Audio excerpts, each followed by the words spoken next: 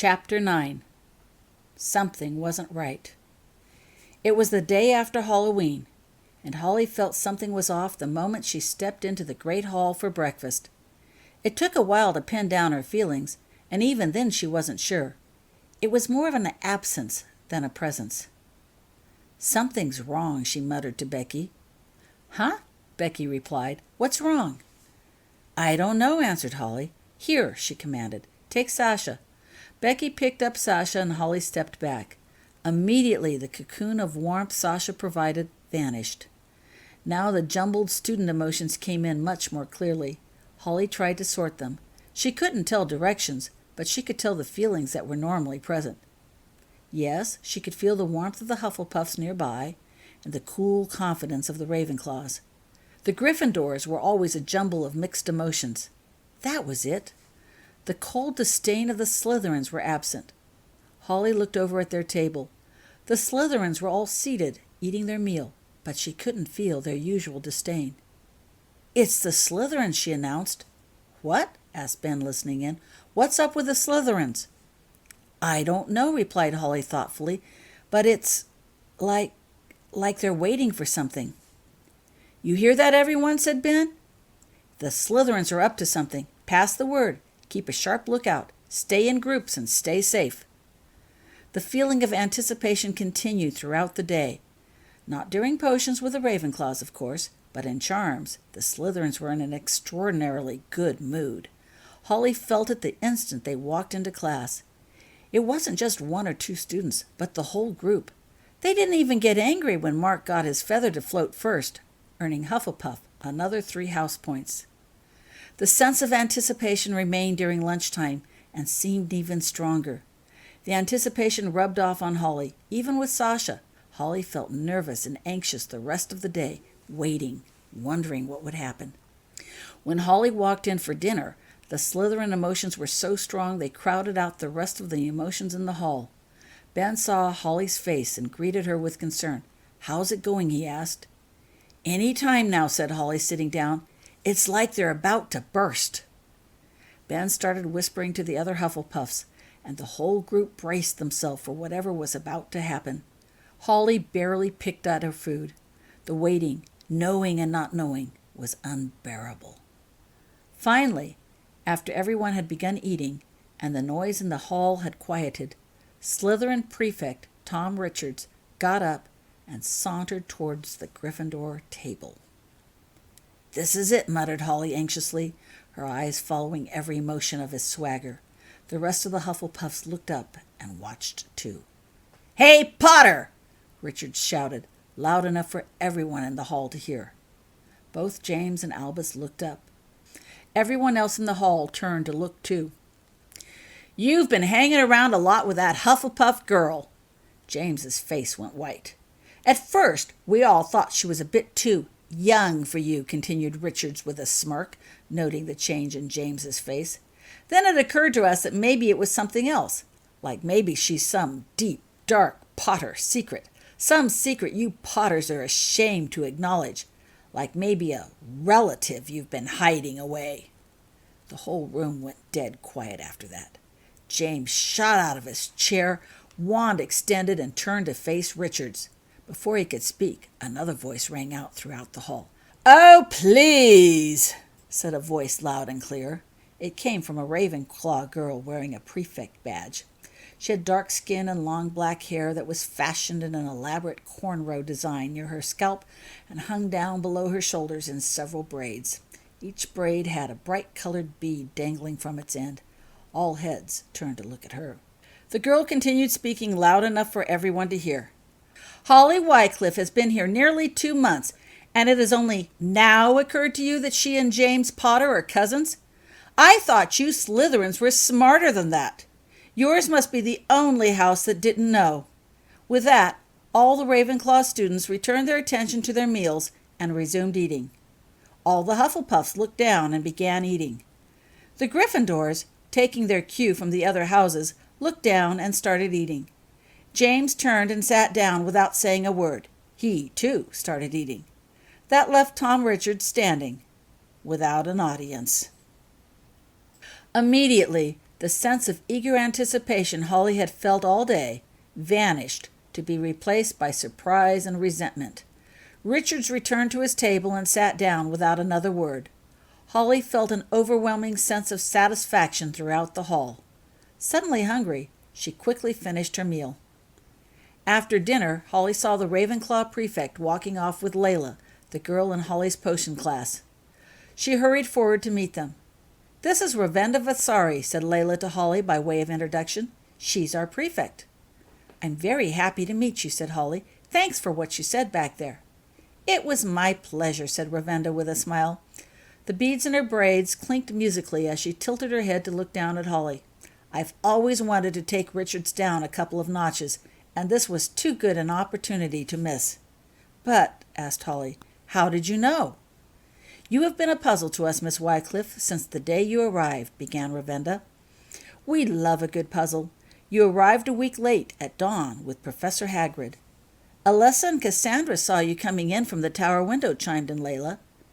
"That in itself is pretty mysterious," continued Ravenda. "Then you said you were sick. Wizard children are rarely sick, but you had Muggle parents. That's really weird. The Ministry of Magic notifies all children of Muggle parents about Hogwarts early in the summer, so they have a chance to adjust to the idea. With such advance notice, you would have had plenty of time to get well and arrive to school on time." "Yet you didn't," added Layla. "That means the Ministry of Magic didn't notify your family on time. Maybe it didn't notify them at all." "It would take something really unusual for them to miss a wizard child," explained Ravenda calmly. "That implies some really powerful magic. But as you have Muggle parents, they obviously weren't the source of that magic. The last time really, really powerful magic was used around here was during the time of Harry Potter. Harry Potter had a Muggle aunt and uncle, and Professor Hagrid is known to be good friends of Harry Potter. Also, Professor Slughorn keeps calling you Lily every time you get a potion right," commented Layla. "It must be really annoying." "We looked it up," continued Ravenda. "The only Lily Professor Slughorn has ever taught was Lily Evans almost 40 years ago. She married James Potter, father of Harry Potter. Making the connection between you and James Potter was easy, really," Ravenda finished cheerfully. "Mind you," she added, reaching over to pet Sasha, who perched contentedly on Holly's shoulder, "walking around with a cat on your shoulder is a dead giveaway for an empath."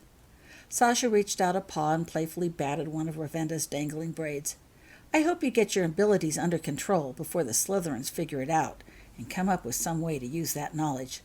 They're probably pretty ticked off right now." "They are," agreed Holly, glancing back towards the Slytherin table. The Slytherins stood around with very unhappy looks on their faces and emotions to match. Then she saw Becky and Mark by the wall waving to her. "Well, I'd better go. Thanks again." "Any time." Holly and her friends met for tea at Hagrid's, together with the Potters and Rose a week later.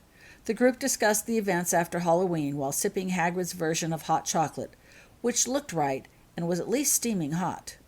Hagrid laughed heartily while he heard about the Slytherin attempt to embarrass and shame the Potters. "Course," he added, "shouldn't have made no never mind had you stood up in front of the whole group and shouted that Miss Holly here was your cousin. She's a right fine student and a credit to any family." Holly blushed at the compliment. "I know that," said James, "but I promised Holly we wouldn't say anything about that. Besides, I was so mad that Richards implied Holly and I were dating that I couldn't think what to say without making everything sound like some big dark secret." Hagrid snorted. "Good thing Miss Vasari had a head on her shoulders and thought of a way to defuse the situation without anyone getting into trouble. Them Ravenclaws are sure smart. How'd she know?"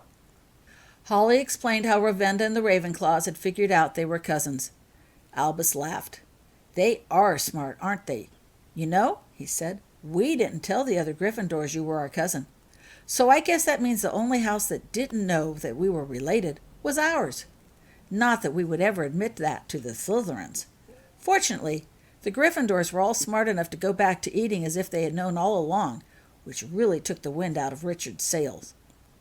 But we had a lot of explaining to do that night back in the dorms," added Rose, laughing too. Hagrid warned them all to watch their step now that the plan had backfired and embarrassed the Slytherins instead. "What would have happened?" asked Holly curiously, had the news gotten out the way the Slytherins wanted. "Well," said Hagrid, pouring himself another mug of hot chocolate, "Harry'd have been right mad if James here were to get into a fight. But about the news itself, not much. Harry would have done what he's always done, sat back quiet and let folks say what they will, truth or lies. He only speaks up if some great injustice were about to happen. That's what he did with the Malfoys." "Scorpius's parents?" "Yep. More chocolate, anyone?" Everyone shook their heads politely and waited for Hagrid to continue his story.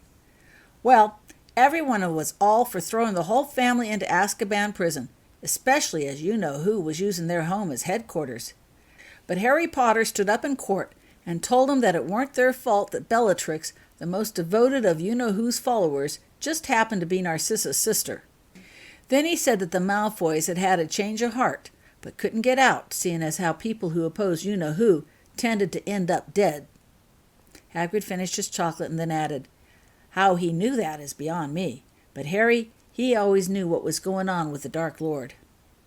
Hagrid put down his mug and continued, "Anyway, Harry told the court that when the time came, the Malfoys did the right thing. Mind you, his words surprised the heck out of everyone, especially seeing as how him and Draco, that's Scorpius's dad, you know, were the worst of enemies throughout all his days at Hogwarts. But that's Harry for you. He sticks up for what's right and don't hold no grudges." "Bellatrix," mused Becky. "Isn't that the name Mr. Ollivander said when he saw my wand?" Hagrid gave a start and sat back uncomfortably. "Might have been," he muttered. "But don't you worry none. Mr. Ollivander will put that wand somewhere safe so as nobody else will use it." At that point, the conversation was interrupted by a loud thwunk on one of the walls, followed by a sizzling hissing sound. They all turned towards the sound to see daylight, a small hole rapidly getting larger as they watched. "Cuddles!" shouted Hagrid, scandalized. "How many times have I told you to not spit at the house?" Everyone ran outside to look. Cuddles had grown considerably. He was nearly 1.5 meters in length. He'd crawled out of his swampy enclosure and was walking around the yard, spitting randomly. The solidly frozen ground became slippery, steamy mush wherever the spit landed. Hagrid shifted some huge boulders to block the hole in the wall of Cuddles' enclosure. It was already full of patches. The roof was riddled with holes, too. Then Hagrid set out to return Cuddles to his pen. Cuddles did not cooperate. "I thought lizards were supposed to slow down in cold weather," panted James after his 4th or 5th time of heading the lizard off and away from the forbidden forest. "Tell that to Cuddles," replied Mark, as he raced to block Cuddles from a new angle. Cuddles was fairly fast, despite his size. All the students had to keep blocking possible exits while dodging lizard spit and slippery muck before they could get Cuddles cornered long enough for Hagrid to catch and lift Cuddles bodily back into his pen. "Thanks for your help," he said to the group. He checked and refueled the fires smoldering along the inside wall of the pen that kept the temperature warm within. "He just needs more room to stretch. Guess I'll be building a new pen for Cuddles over the holidays." "And maybe a new house as well," muttered Rose, rubbing Skin Grow liberally over her arms and legs. She handed the bottle to Becky and Holly while she surveyed the area. Hagrid's hut was full of patches, too. It would need at least one more. "Don't you think he needs to be released into a swamp somewhere?" she asked loudly. "Nah," said Hagrid enthusiastically. "He likes it here. But maybe he needs a bit of company, too." All the students shuddered at that thought. November went by quickly. Holly finally managed to pass her broomstick course, 9 minutes, 8 seconds, but returned regularly with Becky to keep her company while she practiced along with a few other first years that had not yet passed. The Slytherins continued to simmer, but for the most part kept their distance. Holly was careful to travel in groups, just to be safe. She suspected that some of the accidents that occurred in class when the Slytherins were around were less than accidents, but nothing too serious had happened. One Saturday morning in early December, Holly got a strange owl message from her parents. It included a brochure of some sort and a note from her parents. "Dear Holly," wrote her mother, "your father has told his parents you attend Aunt Hillary's private finishing school for young ladies. Enclosed is a brochure describing the school. Could you read it over so you can answer any questions your grandparents may have about your school and the classes there? I hate to ask you to lie like this, but it is very important to your father. We love you and miss you and look forward to seeing you during the holidays. Love, Mom and Dad. What am I going to do? Wondered Holly aloud as she handed the note and brochure to Becky. I hate lying, and I'm horrible at it. Becky read the note and promptly handed it to the next student at the table. What about you not telling anyone you were an empath? Said Mark after he read the letter. You must have been pretty good at that. He passed the letter and the brochure on. That's different, complained Holly. No one ever asked me questions about it. What'll I say if they ask me something? Soon everyone had read the letter and was examining the brochure with interest. This is really extreme, said Gwen, frowning. It's not right to ask people to lie like this. Forgive me for asking, but what kind of grandparents do you have? Normal ones, I thought, said Holly in a small voice. Well, there's only one thing to do here, said Ben, handing back the letter but passing the brochure around the table for others to read. What's that? Asked Holly. Do you love your parents? Well, yes, of course. And do they love you? Yes, I think so. Then you are going to have to trust their judgment, concluded Ben, at least until you get home and see how things are for yourself. Chances are they won't ask you a thing about school.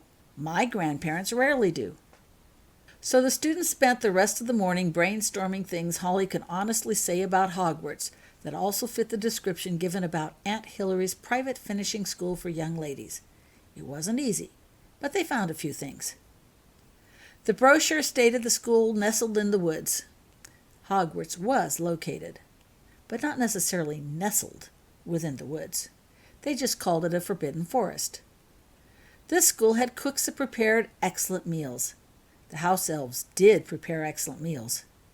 The brochure stated that the students engaged in all sorts of outdoor activities that included horseback riding, sports, and nature hikes. Well, concluded Susan, you do ride, just not on horses. Everyone laughed at that.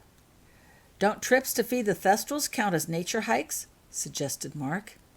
But what about my classes? What if they ask about my classes? Actually, the brochure doesn't mention any specific course topics, put in Donna after studying the brochure. You could say whatever you want. You're definitely taking physical education, said Becky. You know, step aerobics. My mom does it every day. And you're taking choir, history, and cooking. That's potions, but don't emphasize that too much, or they might want you to cook something, added Donna. And self-defense. Every person should learn self-defense these days, said Marcy. Self-defense? Asked Holly. Sure, defense against the dark arts. That's definitely self-defense, replied Marcy. You guys are working too hard, stated Stephen. Just say what I say when I don't feel like answering my parents' questions about school. What did you do in school? Nothing much. What did you learn in school? Nothing much. What classes are you taking? Stuff. The group laughed. That works in my home, too, agreed Roland. With the help of the Hufflepuffs, Holly developed a list of possible responses.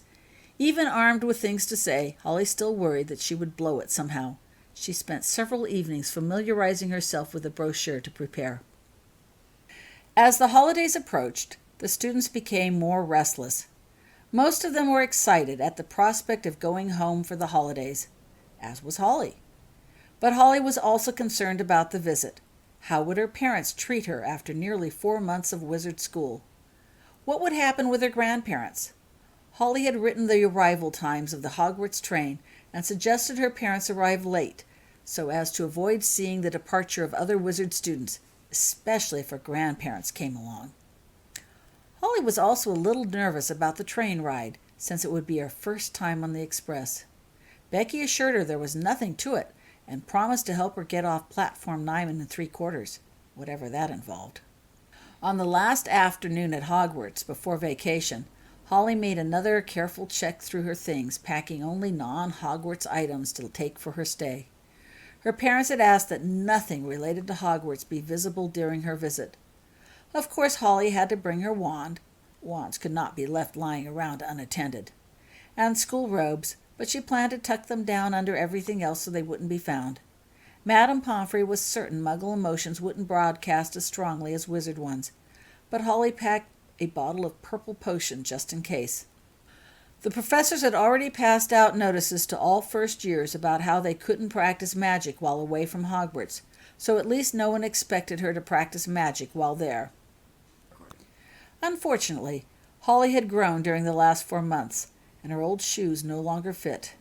She would have to wear her rainbow shoes. She hoped the family would just think she brought several pairs of different shoes if they noticed the change in colors. "Excuse me, Holly." Holly looked up from her sorting. It was Donna. "Yes?" "Albus is down at the Hufflepuff entrance," she said. "He wants to see you. He looks pretty upset." "Thanks," said Holly. She wondered what it was about. She scooped Sasha off her bed and put the cat on her shoulder. Sasha had grown and no longer fit neatly on her shoulder as before. But the cat was good at balancing herself when Holly walked.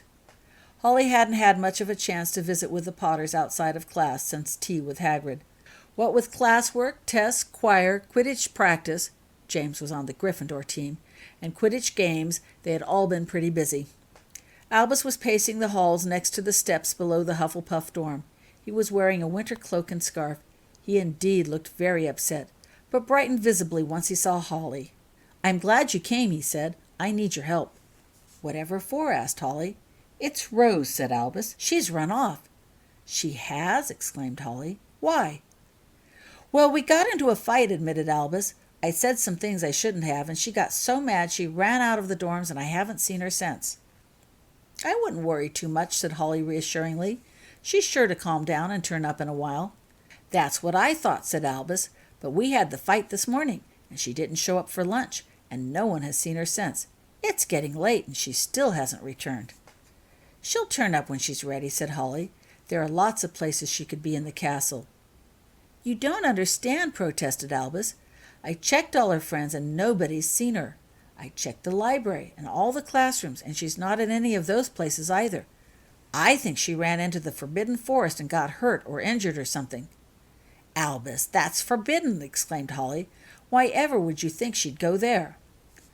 "Well, I kind of called her a tomato head and said she couldn't find her way around the Forbidden Forest in the daylight with a map." "You didn't," said Holly, shocked. "Why would you say such a thing?" Albus looked at Holly. His face was wet with tears. "She was ragging on me about my low scores and how I should study more, and I can't stand it when she does that, so you said something foolish in return. I don't see what all that has to do with me." "Well, your family," replied Albus, "and I need help finding her." "Why me? Why don't you tell James?" "James would get mad at me for teasing Rose. Besides," continued Albus, "he wouldn't be able to find her." "Oh, why not?" "Because she's taken the cloak." "The cloak?" "The invisibility cloak." "The what?" "The invisibility cloak," Albus explained. "It's Dad's old cloak. It's really neat. It makes you invisible when you put it on. We were playing with it when the fight started, and when Rose ran off, she took it with her. I'm afraid Rose put it on so she wouldn't be seen going into the forest, and she got herself injured somehow, which is why she hasn't come back." "But I don't know anything about the Forbidden Forest," protested Holly.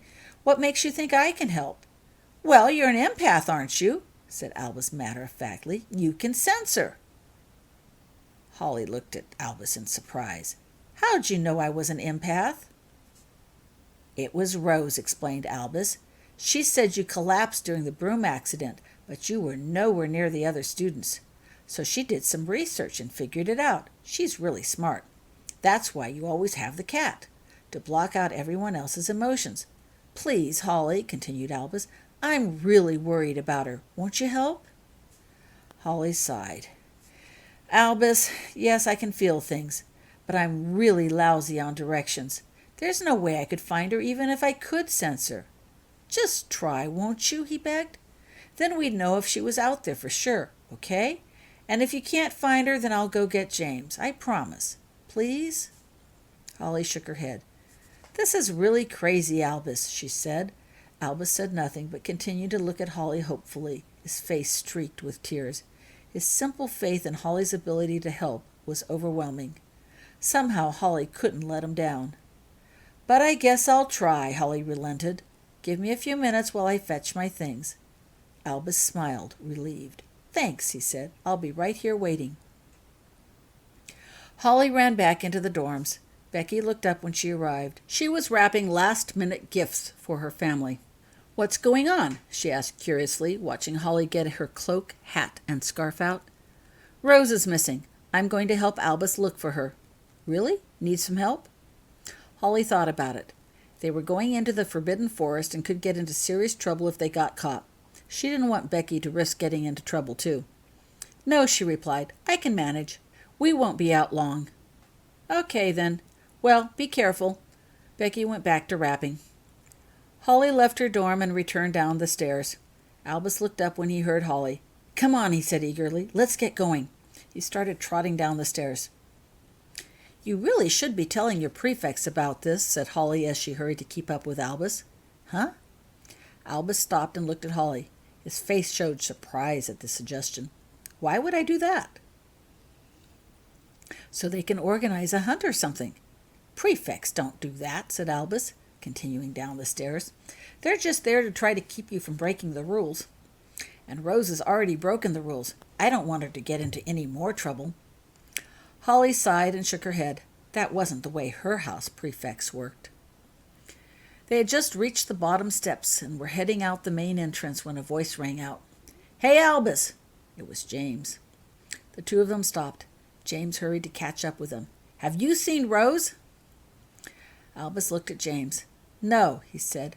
We were just going out to look for her. James took a hard look at Albus and then at Holly, both in winter woolens. Where were you planning to look for her? He asked suspiciously. Albus straightened up a bit. In the Forbidden Forest, he said. That's crazy. Why would you try to look for her there? Albus didn't reply. He looked down instead. Look at me, Albus Severus Potter, said James, his voice dead serious. What did you say to Rose? Albus looked up. Holly could see the tears glistening on his face. We got into a fight, he began, his voice quivering. I said something about her not being able to find her way in the forest. I didn't think she'd take me serious, honest. James took a deep breath. He was very angry. Holly didn't need to be an empath to tell that. Okay, he said quietly. We'll talk about that later. Right now we have to go find her. Then he looked at Holly. Holly, he began, it was nice of you to offer to help, but this isn't your problem. I'll go outside with Albus and we'll find her. But we need Holly, said Albus urgently. Rose took the cloak. Without Holly, we'll never find her. James turned his steely eyes back to Albus. And just how did she get the cloak? Albus looked down again, afraid to speak. James sighed. Never mind, he said. We'll talk about that later, too. Wait here while I get my things. He returned shortly, dressed for the outside weather. Then he looked again at Holly. This isn't your problem, he reminded Holly. You don't have to come along no matter what Albus says. Holly considered his words carefully and then spoke. I said I would help. You think you can help? Holly thought some more. I don't know, she replied. What if she's unconscious? I don't know if I'd sense anything then, but I'd still like to try. Right. James accepted her decision without further discussion or opposition. Then let's get going. They walked to the main entrance doors. The huge doors swung open and the three walked through. Then the doors closed behind them with a resounding clunk. Snow blanketed the front yard. It solidly covered any footprints Rose might have left behind. The three walked quietly onto the snow and out towards the Forbidden Forest. Huge snowflakes fell from above, rapidly covering their own footprints. As they neared the forest, the wind began to pick up, swirling the snow about them, making it more difficult to see. James led the group to the edge of the forest. The snow let up when they reached the shelter of the trees, but there was little daylight left under the trees. James waved his wand and shouted, Lumos! The wand lit up like a small torch. Albus waved his wand. Lumos, he said, and his wand made a second shining light. Holly waved her wand and said, Lumos! A fizzy red glow appeared momentarily, and then died. "You have got to teach me that spell," Holly muttered disgustedly and put away her wand. "Another time," said James, noting her unsuccessful attempt. "2 wands will provide enough light." Holly," he asked, "how does this empath stuff work?"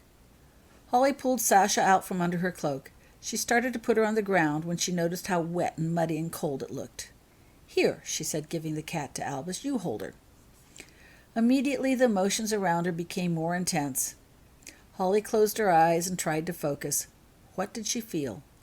She could feel the intense worry of both James and Albus. She could feel the cold evening air and the wind blowing around her. Was there anything else? Holly opened her eyes. "I can't feel anything," she said regretfully. She felt an instant wave of disappointment. That came from Albus. She could see it in his eyes. James merely nodded. "Well," he said, "keep trying while we look." He moved deeper into the forest. "Rose!" he shouted. "Where are you?" Albus followed. "Rose!" Albus shouted, still holding Sasha, now cradled securely in his arms. "I'm sorry. Please come out." "Rose!" joined Holly. At least she could help shout. The 3 walked further into the forest, searching. Holly tried to ignore the waves of worry that threatened to overwhelm her and find any sign of somebody else in the forest. She could sense nothing. As far as she could tell, it was just the 3 of them in the cold, dark, windy forest. It got darker and darker. Soon the only light came from their wands, showing shadowy shapes of the huge trees with thick branches that loomed all around. The wind blew continuously, whipping small icy branches into their faces as they walked. After about 2 hours of walking and calling, James stopped. "It's no good," he said dejectedly. All 3 of them were shivering from the cold. The wind had gotten stronger and whistled through the trees. "We couldn't hear her out there even if she were next to us. We need to go back. Maybe she's turned up already. Maybe she isn't here after all." "No," shouted Albus. "I know she's here." "Then we need to get more help. Come on, Albus, let's go back." They started retracing their steps, all the while still calling out for Rose. Holly followed behind. She was sorry she hadn't been able to help, but glad they were at last going to get out of the cold and wind. Without warning, Holly hurt all over. She stumbled and fell. "Are you all right?" Holly looked up and saw both James and Albus hovering over her. "She's here!" Holly gasped. She could hardly speak because of the blinding pain. "Where?" Holly didn't answer. She could only feel the pain. "Here." Albus handed Sasha to Holly. The cat crouched down in her arms. Sasha was shivering more than purring. James reached down and stroked Sasha. "Come on, girl," he said to Sasha. "Do your stuff." The cat responded to the attention and started a small purr. Holly reached for the purr with her mind and concentrated on it. The pain subsided to a bit more manageable level. "Better?" James asked. Holly nodded. "Legs hurt, head hurts, arm hurts."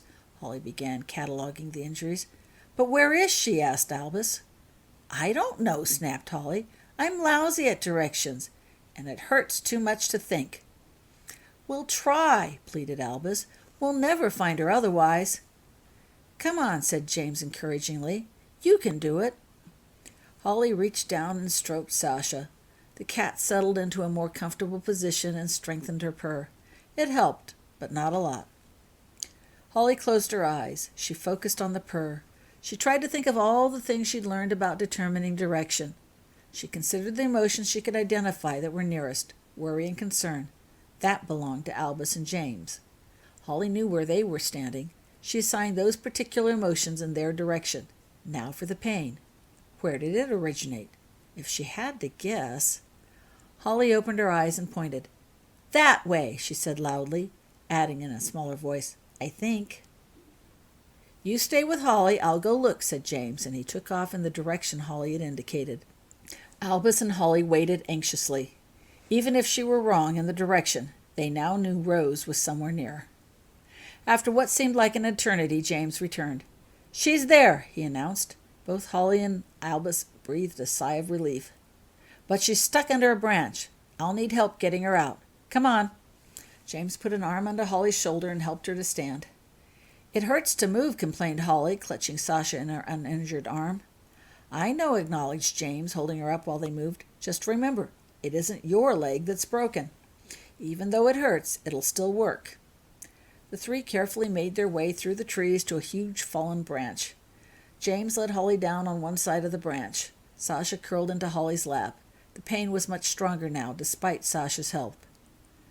"Now, we need some light. Where's your wand?" asked James. Holly obediently pulled it out. "I want you to wave it like this." He moved Holly's arm and wand in a small circle, ending with a downward slash. "While you say the word Lumos. Put the accent on the first part and make sure you finish the word and the wand motion at the same time. Ready?" "I think so," said Holly uncertainly. "Good. Give it a try." Holly swished her wand and shouted Lumos at the same time. A bright light emitted from the tip of the wand, illuminating the area. Holly could now see Rose lying underneath a huge branch. Rose had her eyes open and watched them. Her face was contorted in pain. One leg showed awkwardly out at a strange angle. She could see the white of bone extending from an arm beneath the smaller branches. Holly swallowed anxiously. No wonder she hurt so much. "Good," encouraged James. "Keep on petting Sasha and hold your light up high. We'll need it." James scooted down next to Rose. "How are you doing?" he asked her. Rose gave a weak smile. "I've been better," she responded. James looked up at Albus. "Albus, you're going to have to lift the branch while I pull Rose out from underneath." "Me?" squeaked Albus. "I can't lift that." "Wingardium Leviosa," commanded James. "The branch may be bigger than the practice items, but the spell is still the same. I can't lift it and pull her out at the same time. We'll have to work together. Now, concentrate." "But I can't," began Albus. "So I was right about you needing to practice more." That came from Rose. Everyone looked at her. She had lifted her head to speak out. Her head fell back after the effort of speaking, but the needling taunt did the trick. Albus straightened. "No, you weren't," he shouted back at Rose. Then he determinedly pointed his wand at the branch and shouted, "Wingardium Leviosa!" Amazingly, the heavy branch shifted and began to move a bit. "Hold it there," shouted James, and he began to drag Rose out from underneath the branch. New waves of pain hit Holly. She fought to keep her wand lit, but failed. The whole forest turned black. Dimly, Holly heard James shout, "Keep the branch up!" Holly concentrated on Sasha, trying to keep conscious, to keep the pain from overwhelming her. Later she heard James say, "You can let it down now." There was a loud crash as the branch fell to the ground. The intense pain subsided to a dull roar. "Lumos!" The light from a wand appeared. Albus held it high. Holly watched James lift Rose up against a rock. That hurt too, but not as much as before. James looked over at Holly. "How are you doing?" he asked. Holly nodded, not certain she could speak yet. All of them sat to rest a bit.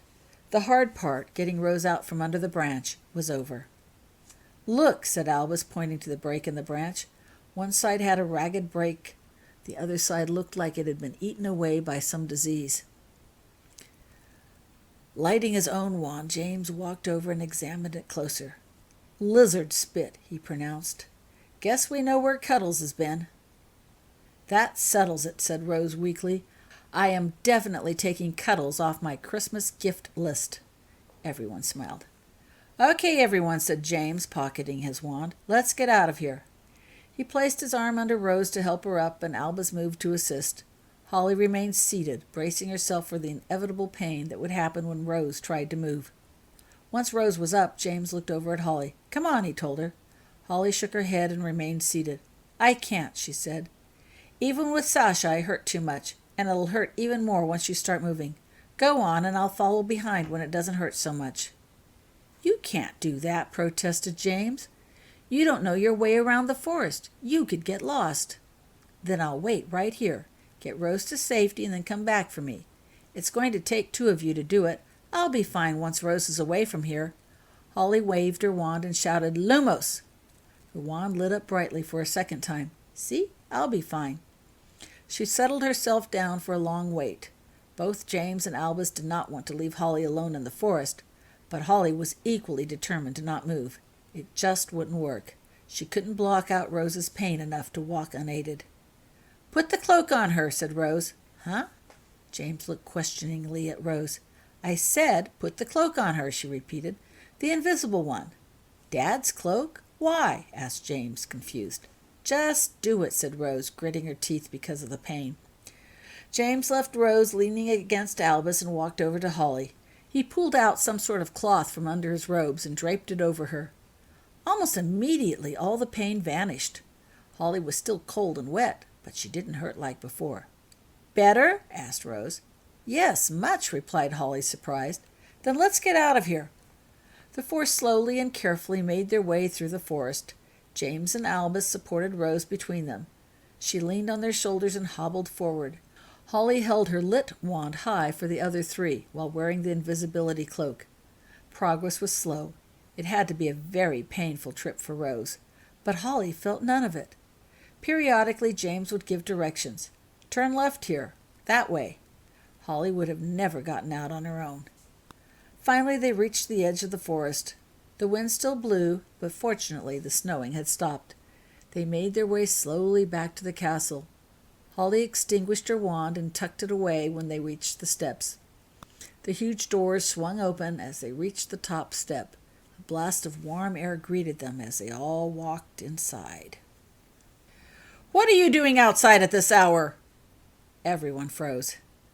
The huge doors swung shut behind them. Professor Longbottom stood watching them. Sitting on the steps leading to the second floor sat Scorpius Malfoy and the Richards brothers, watching the show. "Well?" Professor Longbottom demanded. "Rose got hurt, sir," said James. "We were just helping her get to the infirmary." Professor Longbottom took a long, hard look at their dripping clothes and asked, "And where did she get hurt, Mr. Potter?" He directed his question at Albus. Albus's voice quavered as he answered, "In the Forbidden Forest, sir." The Slytherin smiled. "You all know the rules," stated Professor Longbottom. "No wandering around outside at night, and certainly no going into the Forbidden Forest. 20 house points from each of you, plus a week of detention when you return from the holidays." "Hey, Potter!" shouted the elder Richards with a grin. "If you're going to break the rules and spend the night out, at least you could have chosen a day with better weather." The Slytherins laughed loudly. Professor Longbottom turned angrily to them. "Don't you three have some packing to do?" he demanded. "Yes, sir," said Tom Richards with a smirk. He jumped up and gave the professor a mock salute. "Come on," he said to Tony and Scorpius. "Let's go tell the others." They raced down the stairs laughing and headed out a door towards the dungeons.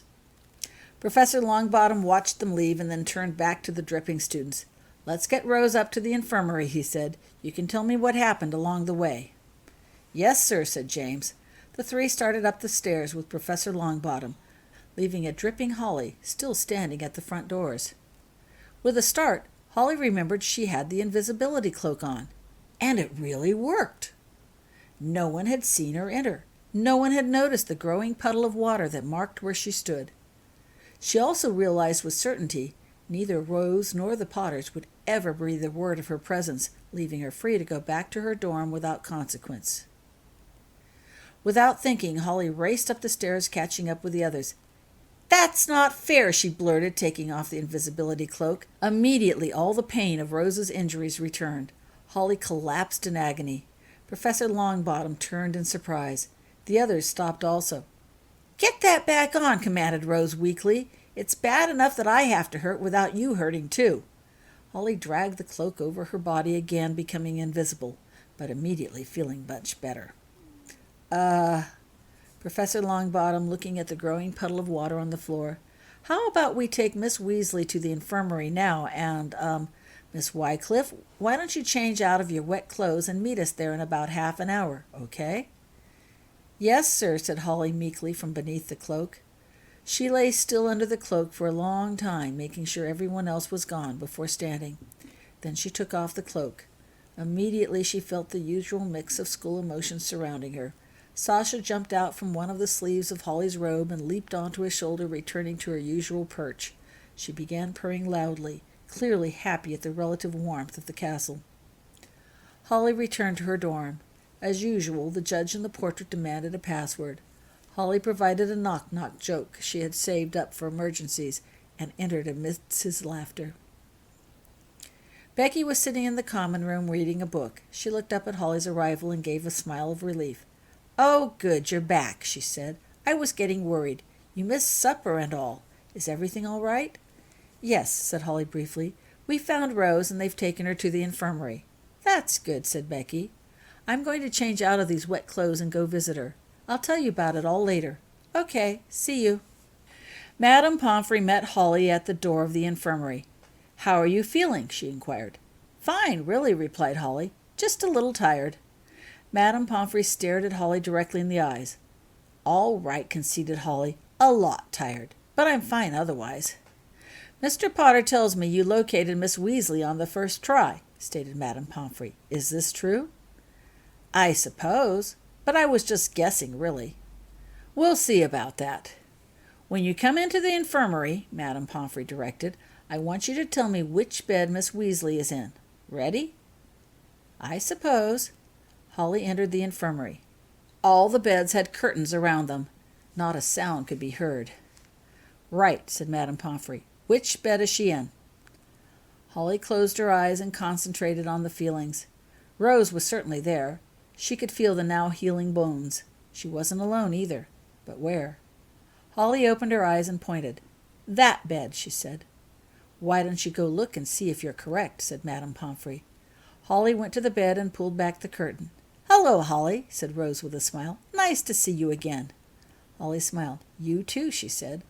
Rose looked much better. Color had returned to her face. All her injuries had been cleaned and bandaged. James and Albus sat next to her. They'd changed into some clean, dry clothes. "Hi, Holly," they both greeted. "How are you feeling?" asked James. "Much better, thank you," said Holly. Here's your cloak," she said, handing James the silvery cloak she had worn back to the school. "Thanks for letting me use it." James took the folded cloak and tucked it under his robes. "Any time," he said. Rose looked at Madame Pomfrey. "Can we talk again?" she asked. Madame Pomfrey nodded. "But only for a short while. You all need your rest." "Good," said Rose. "Have a seat," she told Holly, patting the side of her bed. Holly sat down. Rose continued the story she had obviously already begun. "Anyway," she said to the group, "the only way I could get away from the giant spiders chasing me was to put on the cloak. That seemed to fool them. Of course, I had run off the trail to escape them in the first place, and I was in the process of getting back to the trail when that branch fell on me." Rose took a sip of water and then continued. "I don't know how long I was unconscious, but when I woke up I could hear you all calling for me. I answered back, but I guess you never heard me. I figured for sure Holly would be able to sense me, and I couldn't understand why she hadn't. Then I remembered I was wearing the cloak. It occurred to me that maybe the cloak made me invisible to her, too. It wasn't easy, mind you, but I managed to pull the cloak off. Right afterwards, James came up. I was really glad to see you," she said, looking at James. "But how did you know the cloak would help Holly on the return trip?" asked Albus. "That was another guess. I was hoping that the cloak would work in reverse, keeping my emotions from reaching Holly while she wore it. Fortunately, I was right, or you and James would have had to carry an invisible person back to school." "Yeah," agreed Albus. "That would have been weird indeed. Lots weirder than that hand poking out of nowhere waving a lit wand." Holly gave a start at that. They had called it an invisibility cloak, but she had never considered she was actually invisible. Nor had she thought how she must have looked while wearing the cloak. "Sorry about that," she muttered. James laughed. "No problem," he said. "Better a lit wand and a disembodied hand than a return trip into that forest to fetch you." He lowered his voice. "You know, you didn't have to tell Professor Longbottom you were with us. We would have covered for you." Holly nodded. "I know," she said. "But it wouldn't have been right, you three getting punished and me getting off free and clear when I had been there with you the whole time." "Speaking of which," said Rose, "look who's here." They all turned to see Professor Longbottom enter the infirmary. He was carrying a large covered basket. He stopped and talked briefly with Madame Pomfrey before coming over to Rose's bed. "I figured you might be hungry, so I brought you some food." He opened the basket and pulled out several meat pasties and handed one to each of them. "Thank you, sir," they said, and quickly began devouring the hot food. Professor Longbottom waited patiently while they ate, and then handed each another pasty before he spoke. "Creature was on my case the moment he heard you three," he nodded at the Potters and Rose, "didn't show up for dinner." "Creature?" asked Albus in surprise. "How did he know?" "The house elves all talk to each other. Creature used to work here once. No doubt he is good friends with several house elves living at Hogwarts, replied Professor Longbottom, and he was all over me once he learned that the three of you were also nowhere inside Hogwarts. I expect the other house elves told him that as well. I was just about to go outside and start a search when you turned up at the door. Professor Longbottom paused and looked at Holly. I'm afraid I didn't realize you were missing too. She looked down, feeling distinctly uncomfortable. You needn't have come forward, you know, he added. I know, Holly agreed, but it just wasn't fair that they would get punished and I wouldn't. I knew I was breaking the rules when I went with them. Professor Longbottom nodded. If you had been a Slytherin, you would have surely taken the opportunity presented, but you are a Hufflepuff, and Hufflepuffs have higher standards. Unfortunately, he continued, that means I shall have to take away 20 house points and give you a week of detention, too. Holly nodded. It was severe, but what she deserved for breaking the rules. She wondered what detention would be like. On the brighter side, added Professor Longbottom, Madame Pomfrey tells me she has awarded you 10 house points for figuring out how to determine directions with your abilities. Everyone smiled at that. Good for you, James heartily congratulated Holly, who blushed at the praise. And, continued Professor Longbottom, Madame Pomfrey has awarded you, he looked at Rose, 5 house points for your creative use of a certain cloak no one is supposed to know you have. All right, said Albus happily. Professor Longbottom looked at James when he spoke next. I trust you will put it somewhere where it won't get found and accidentally used again. Yes, sir, said James, relieved the professor hadn't demanded the actual cloak. You can count on it. Are you going to tell our parents? Asked Albus suddenly. Professor Longbottom thought a moment. I don't think that will be necessary, he replied. Albus sat back relieved. Then Professor Longbottom added, I'm sure Creature has already given them the whole story. Oh, no, exclaimed Albus. Mind you, continued the professor, I don't know how accurate his story will be, so you might want to tell them your version of the events. Yes, sir, said James. What about Rose? He inquired. Well, said Professor Longbottom, I'm sure Miss Weasley's parents will figure out something's up once they get the notice that Miss Weasley will be remaining in the infirmary an extra day to recover and won't be riding the train from Hogwarts tomorrow. But I'm fine, protested Rose. Surely I can take the train tomorrow. If Madame Pomfrey says you need an extra day to recover, then you need an extra day, said Professor Longbottom. What'd you expect after spending an afternoon out in the snow and an evening under a tree branch? Yes, sir, said Rose disappointedly. Professor Longbottom looked up. Ah, I see Madame Pomfrey coming this way. That must mean visiting time is over. It's late and all of you need to get some rest. Everyone said goodbye to Rose and went back to their dorms.